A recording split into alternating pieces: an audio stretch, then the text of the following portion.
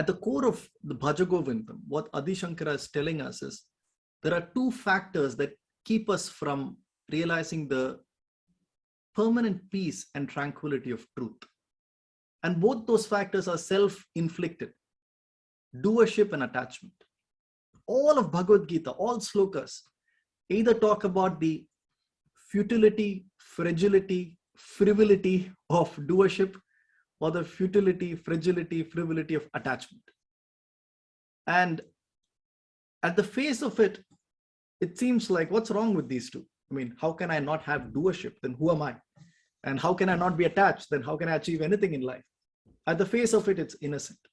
But our Vedanta goes much deeper than face value of things. And Adi Shankara is giving us argument after argument to reflect on the futility of doership and attachment. Let's talk about doership for a while, because doership and attachment feed into each other. The greater sense of the exaggerated I that we have fuels into attachment, and the greater attachment and possessiveness we have brings a greater level of I, doership, and exaggerated level of self-importance. I want to start with a story which some of you may know, a story which highlights in most beautiful way the futility of doership. The story not too far from Bhagavad Gita, because it happens just towards the end of the Kurukshetra war. The story of what happens immediately after the death of the mighty warrior Karna. All of you would know Karna, probably even more famous than other heroes in Mahabharata, because the backstory of Karna is so interesting. But we're not going to get into that now. Now, here's the situation. So remember, we're talking about the futility of doership. Now, in the battle, Arjuna defeats Karna.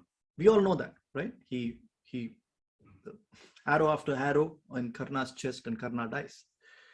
Now, right after the death of Karna, when Arjuna kills Karna, Arjuna does not know that Karna actually is his own elder brother. Of course, he thinks Karna is that enemy who's with Duryodhan on the other side of the camp. Right after the death of Karna, it is revealed to the Pandavas that Karna was none other than their own elder brother, Kunti's own eldest son. So there is a great sense of guilt. There is a great sense of frustration among Pandavas. Did we kill our own elder brother? And leading this is Arjuna, filled with remorse and regret and guilt, and then anger. Anger towards whom? Krishna.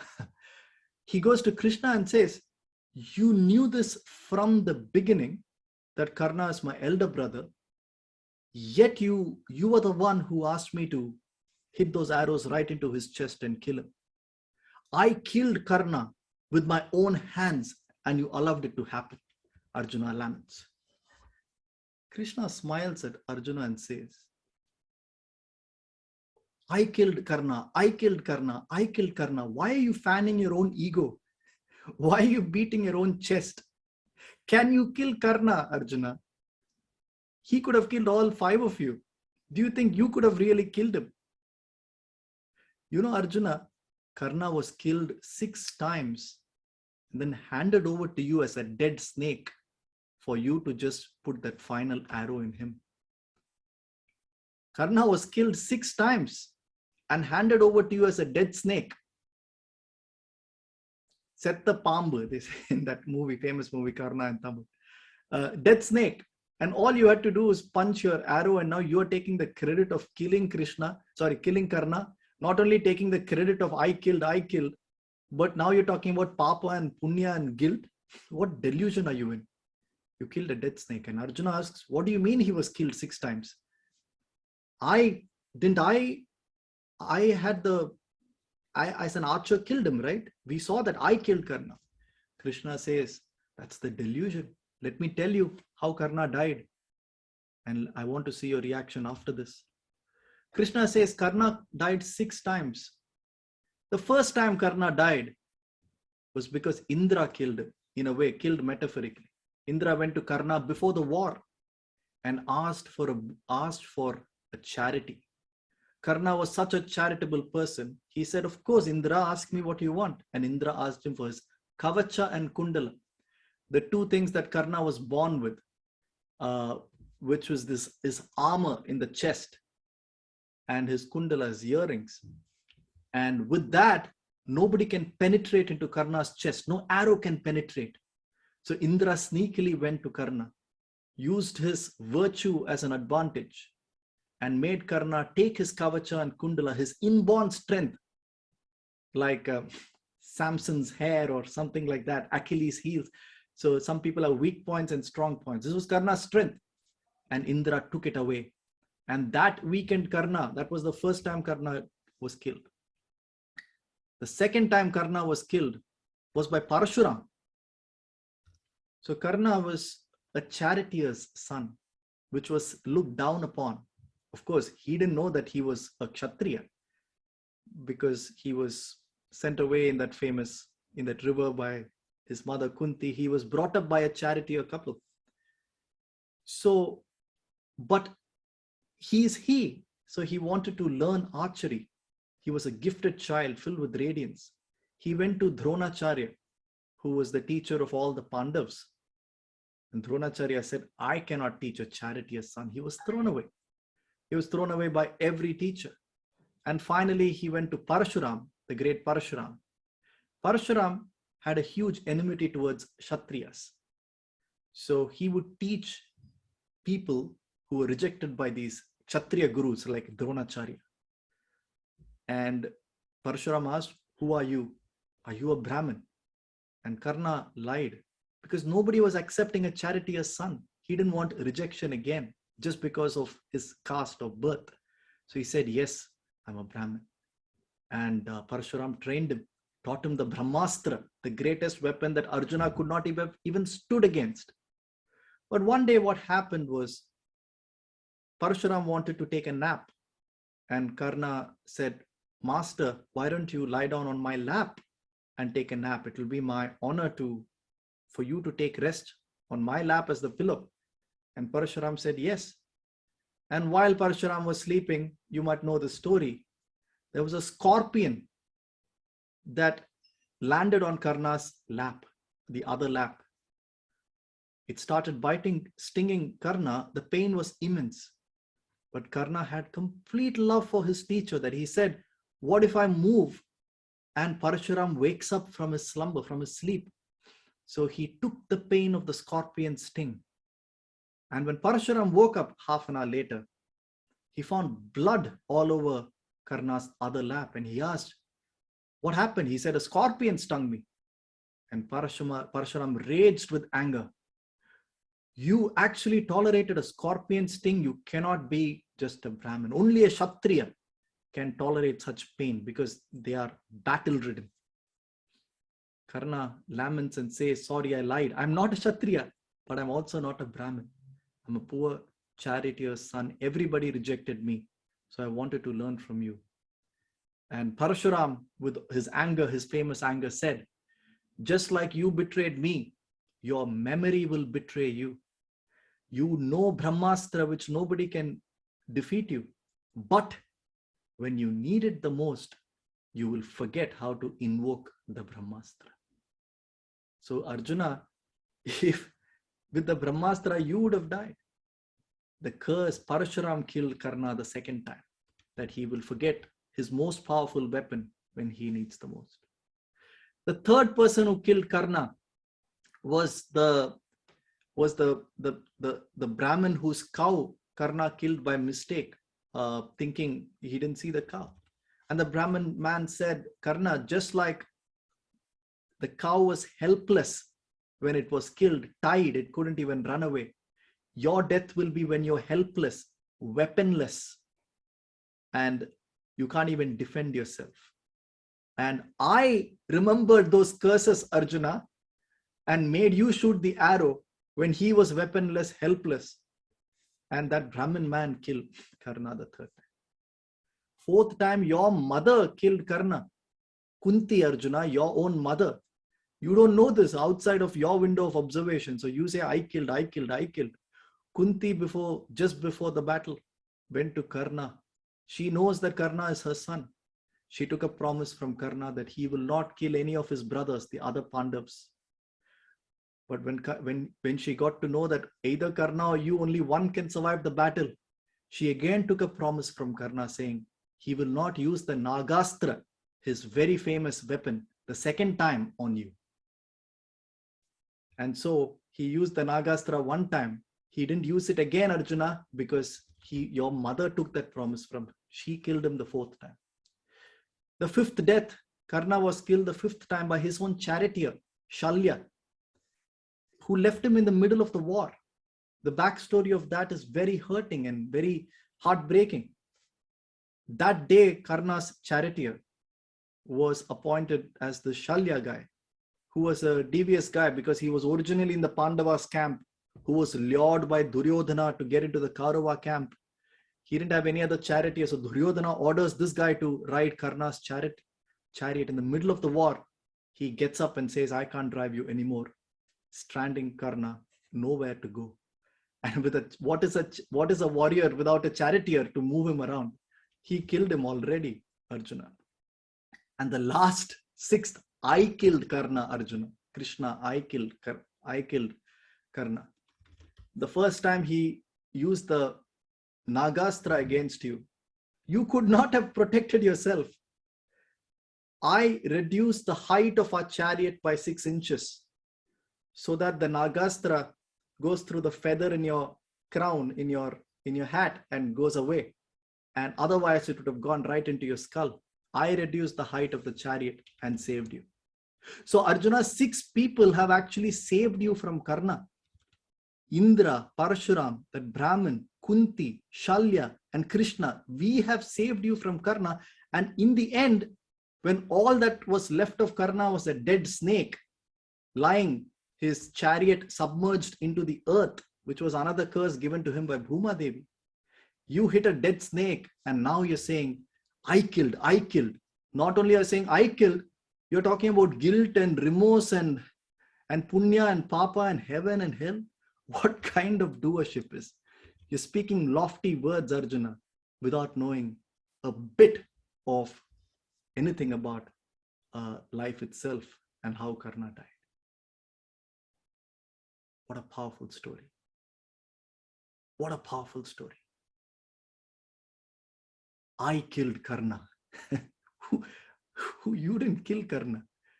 All you did was be at the right place at the right time to kill a snake that was already half dead, is what Krishna says.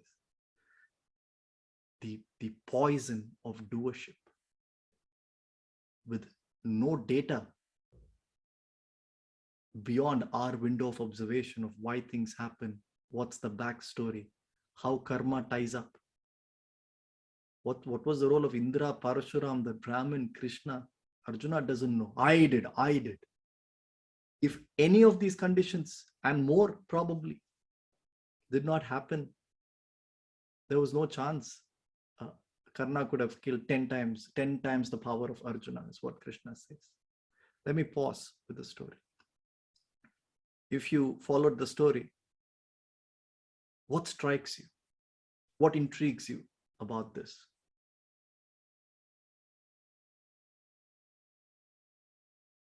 The world champion of public speaking.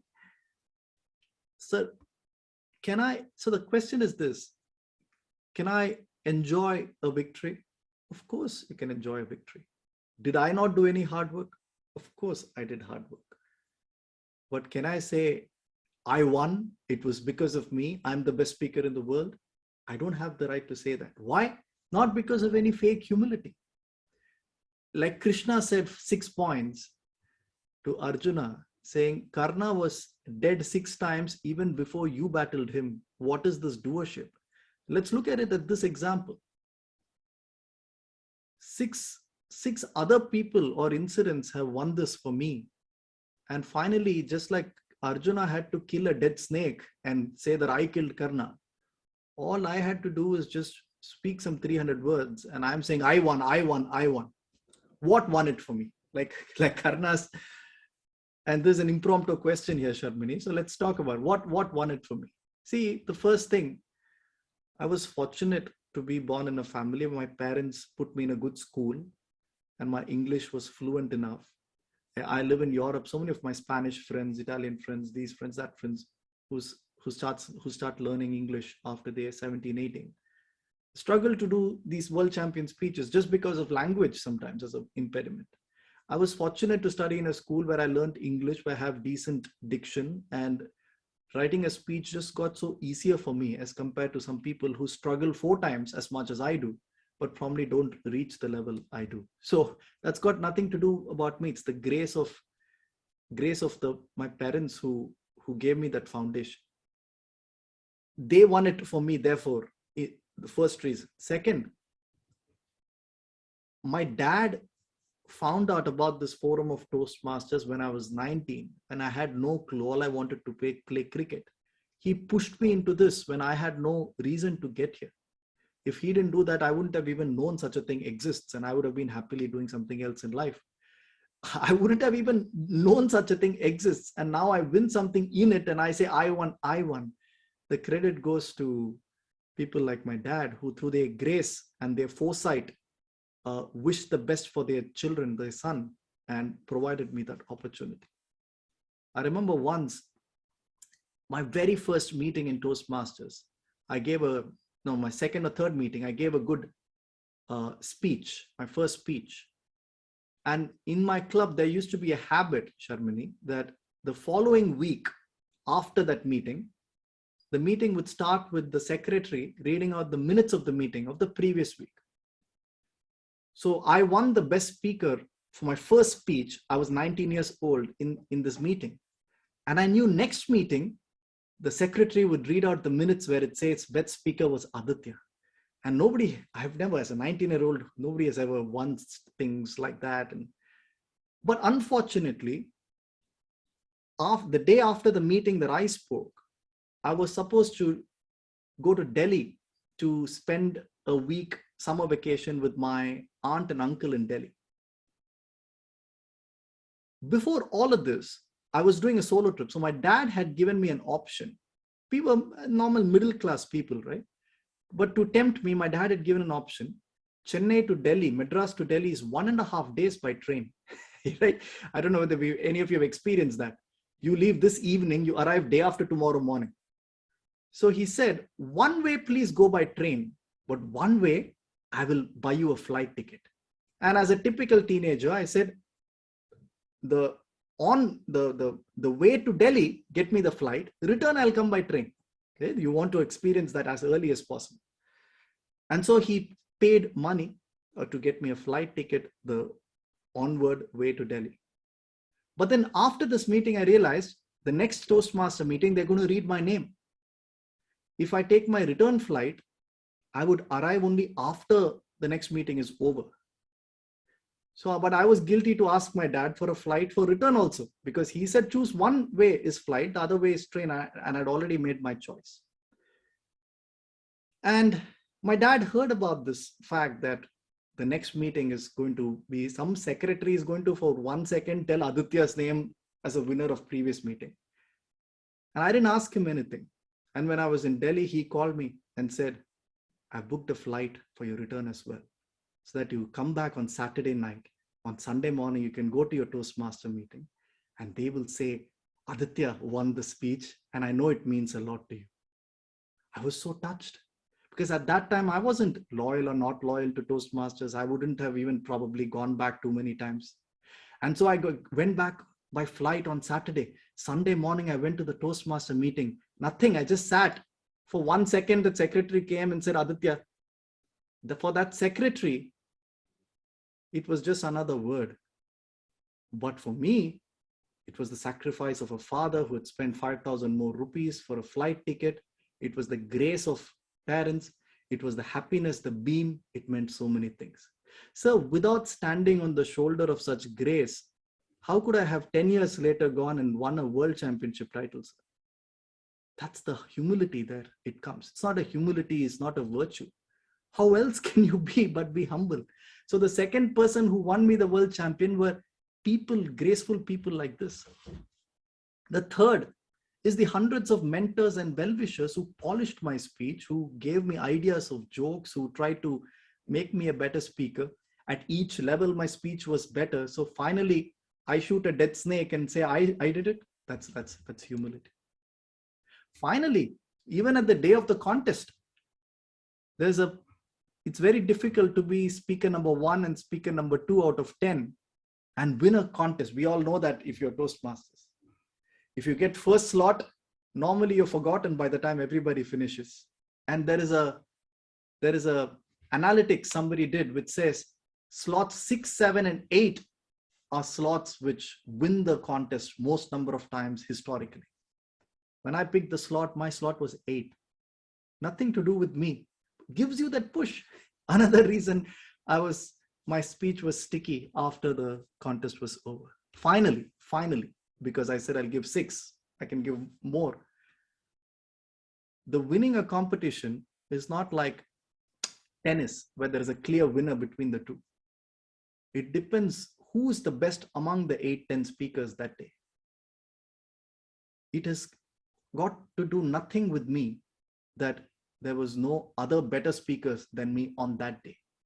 Probably on any other day, what if a Dhananjay and a Mark Hunter happened to be in the finals at that same year that I did? Their speeches were much better than I wouldn't have placed in the top 3. So the absence of a better speaker than I by luck on stage has got nothing to do with my vanity of I won. I can go on and on and on. But the point is that I won is like Krishna saying, you kill a dead serpent and say, I killed. All I did was utter some 400-500 words on stage. 6 people had already won it for me from age of 19 to the age of 35. And in that comes a great source of humility. Divorcing yourself from an exaggerated sense of doership can be the greatest source of happiness in life.